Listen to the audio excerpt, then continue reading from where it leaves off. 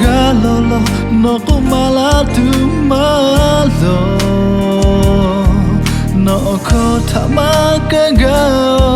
hato kai la lo ko la viyo ha vechi ga opo no ta ni mana tu opo che nga ha ve ma he nga no ta ha jambyo ya ha to obo ma cho ni mana ve liko ta pa pu tu che no ha la ve la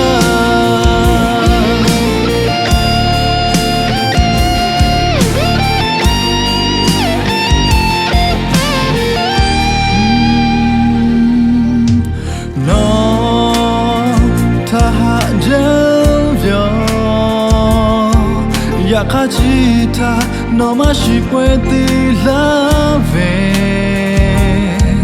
nga opongo wila jo no tiga pyo chela nga vini mashi no yukai le havechi nga opo no tani mana tu opo che nga have ma he nga no ta ha jambyo ya ha to obo ma cho ni mana me liko ta ape tu che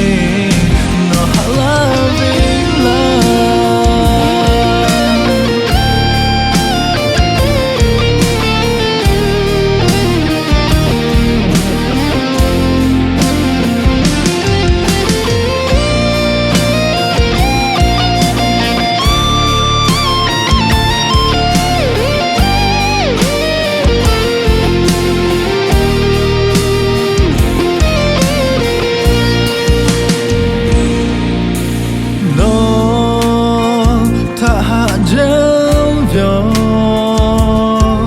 Yakachita no mashikweti lave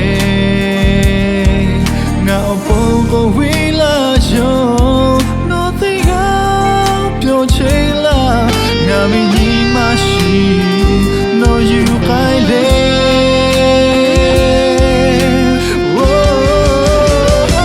havechi nga opo no tani mana tu opo che nga have ma he nga no ta ha jambyo ya